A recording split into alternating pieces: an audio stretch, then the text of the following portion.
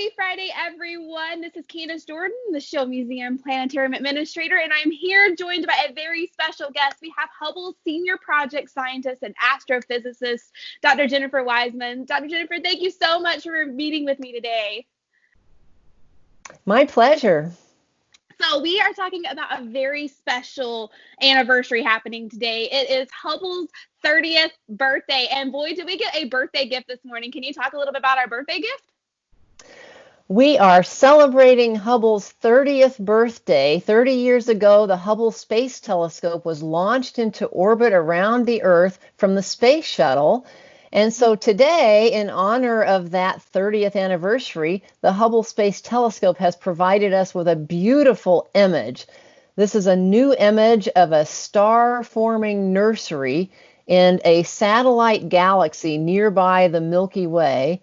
This image shows a beautiful interstellar nebula lit up by bright, massive stars in the middle that have recently formed out of this interstellar gas and dust. These stars are much bigger than our sun, at least 10 times more massive, and these powerful stars can send out radiation that's strong enough to ionize and make colorful all the surrounding gas. So you see blue light that indicates really heated oxygen in that gas. You see red from hydrogen and other atoms in that gas.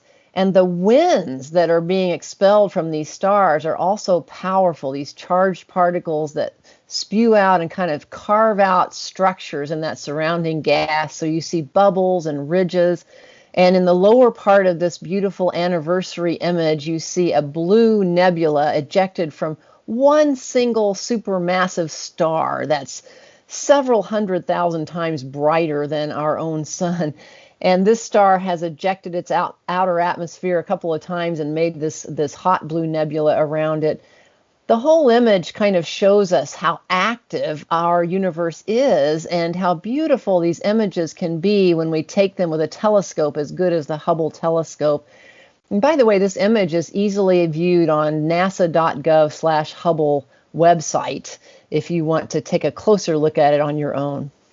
Yeah, when I first looked at it this morning, first off, it was just amazing. But my first reaction was like fire and ice. That's what it reminded me of. But it's amazing to think that this technology, we're using Hubble, and you can tell by the colors and such, all these different gases and properties. It's amazing what our technology has evolved. So I know we're not only looking at deep space stuff, we're looking within our solar system. Now that the technology is getting better and better, have we noticed any changes in kind of what we've been thinking about the space? Sure. So Hubble is telling us a lot about the universe that we didn't really know before Hubble was launched. Everything from the universe as a whole, looking into deep space, to looking closer to home. So looking far away, looking at the universe as a whole, we can see very distant galaxies because Hubble is so sensitive. It can see these faint objects. Some of them are galaxies that are shining to us from what we call millions or even billions of light years away. So a light year is distance. It's the distance that light travels in a year. So if we're looking at something billions of light years away, it means that it's taken billions of years for that light to get to us. So Hubble is basically telling us what galaxies looked like toward the beginning of time, closer to the beginning of the universe. We can look at those infant galaxies and compare them to galaxies closer to us, or even to our own Milky Way, and see how galaxies have changed over time. And Hubble has shown us that they actually have changed over time, that early galaxies were small and not well formed, and over time they merged together with other galaxies and grew. Generations of stars came and went and enriched galaxies. And now in galaxies like the Milky Way in our own time, we have a lot of heavier elements produced by stars, and the galaxies have grown bigger. Closer to home, Hubble has been observing our solar system for 3 decades. And we learned right off that our solar system is not stagnant. It's not boring. One of the first things that Hubble observed by surprise was that a comet crashed into Jupiter in a really dramatic way, comet Shoemaker-Levy 9. So we realized right off the bat that, hey, we're going to be surprised with Hubble. We're going to be seeing a lot of activity in our own solar system. So we've been watching the planets in our solar system for years, and we see the weather changing on them. We see storms coming and going on planets like Saturn and Neptune and Jupiter and Mars, global dust storms on Mars, that great red spot on Jupiter, which we know is a giant hurricane bigger than planet Earth. Well, Hubble has seen that storm kind of shrink over the years and get smaller while new storms crop up. We've even had some surprises by looking at moons around other planets in our solar system. This is one of my favorite types of work that Hubble does. We looked at Europa a few years ago, a moon of Jupiter, an ice-covered moon that's always been suspected to maybe have a liquid water ocean under the ice. Found evidence of plumes of water vapor being ejected from between cracks in the ice on Europa.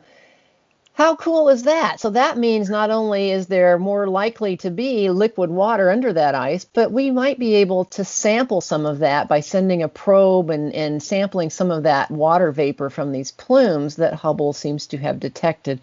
So all kinds of surprises are still cropping up, and the Hubble telescope is still avidly looking for these kinds of unexpected phenomena in our own solar system and beyond.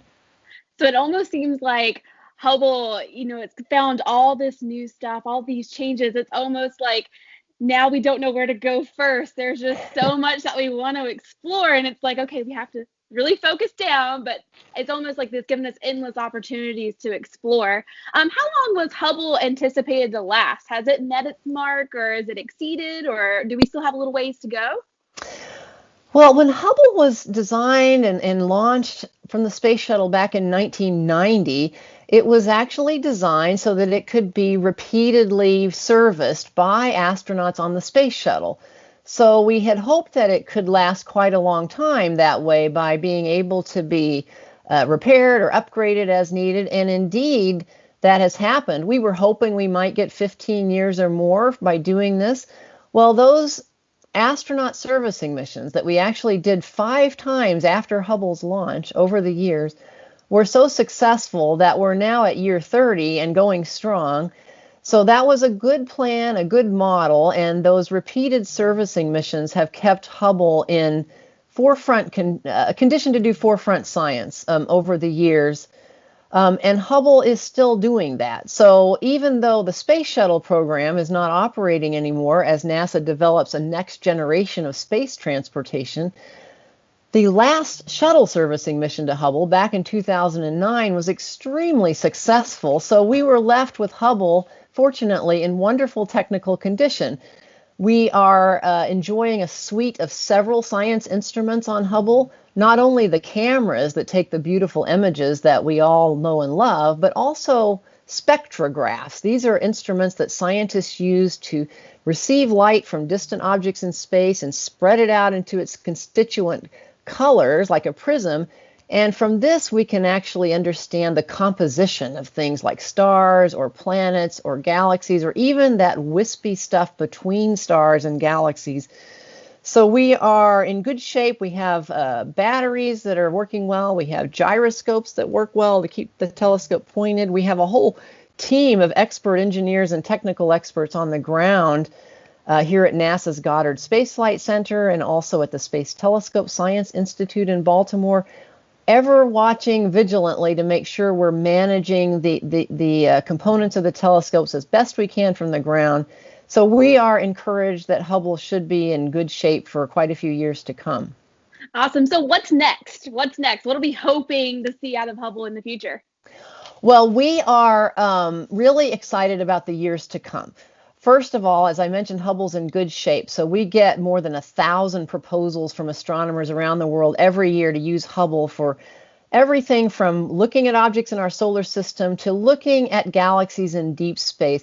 We're still refining one of the original measurements from Hubble, which is how fast is the universe expanding and what's happening with that expansion. A few years ago, scientists were surprised using Hubble and other telescopes on the ground that the measurements of the expansion rate of the universe showed an acceleration in that expansion over the last few billion years. That indicates that something mysterious we call dark energy is at play, kind of accelerating that expansion while gravity is still at play also trying to pull things back together. So those kinds of studies will continue. We'll continue to map out the mysterious distribution of dark matter, which is actually most of the matter in the universe. We can't see it, but Hubble, clever enough, can see its effects, because dark matter actually can distort space in big conglomerations of mass, like clusters of galaxies, and that distorted space can actually distort light from background galaxies, and it teaches us stuff about that background galaxy as well as the dark matter. We'll be using Hubble in concert with other telescopes. So the James Webb Space Telescope will be launched next year. It will see even more distant galaxies than Hubble can see because of the Webb's infrared light capabilities. It will also complement Hubble at looking at star-forming regions in our own galaxy. Hubble will see the visible and ultraviolet light that the Webb telescope cannot see. Webb will see deep into the infrared, and together these instruments will give us a vast amount of information about everything from the solar system to the distant universe. And we'll be continuing to look at things that Hubble was not actually designed to do in the first place, like studying planets outside our solar system and the atmospheres of exoplanets, and studying the occasional surprise object passing through, like this interstellar comet Borisov that recently was detected whizzing through the solar system. We have a lot of plans for Hubble in the coming decade, and we're also using Hubble in complement with solar system probes to study our own home solar system better and better. So lots of good science news to come. Well, it sounds like we have a whole suite of technologies that we're using, kind of like you said, all in complement to one another. One last question for you. So lots of kids are at home right now, or in the stay-at-home orders. So first off, how can they find more about NASA? And then the follow-up question I have is, how do they do what you do? It's amazing what you do. You work with Hubble. You're an astrophysicist. If a kid's at home right now, they're looking up to you, and you're definitely a role model. How did they become you? Well, all right. First of all, go right away and look at our website. Of course, nasa.gov website has everything that NASA's doing, and then specifically Hubble is nasa.gov/Hubble. You'll see the anniversary image from the Hubble telescope, as well as learn about all kinds of things in history and other discoveries from the Hubble Space Telescope. There are plenty of other galleries of astronomical images as well. Let me recommend hubblesite.org, and plenty of other. There's a Flickr album on Hubble.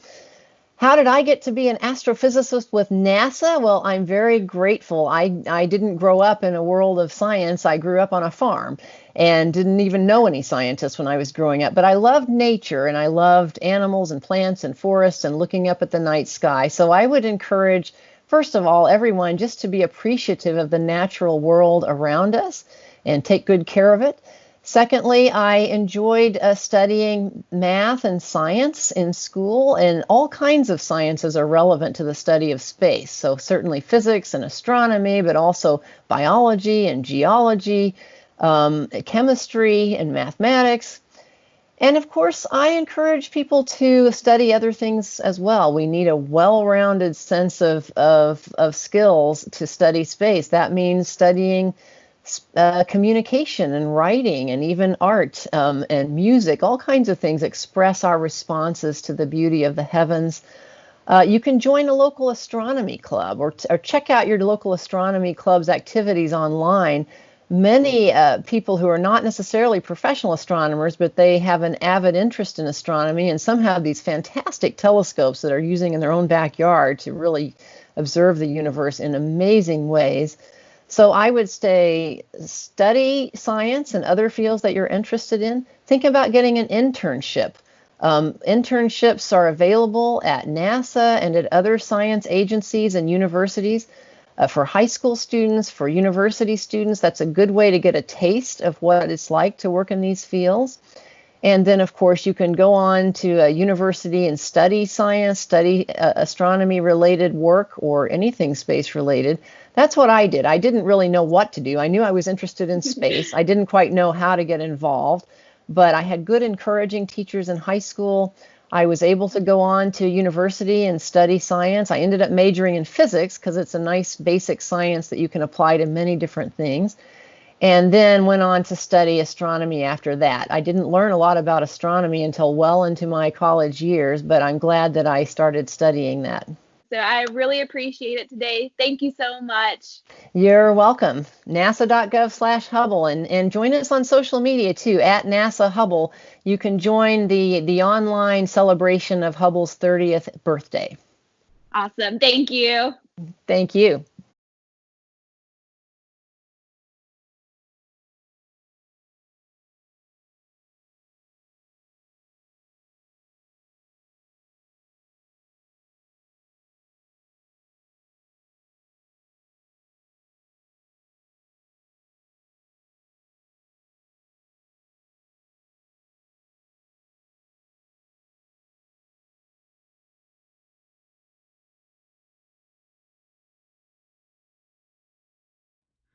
I just talked with a NASA scientist. This is like the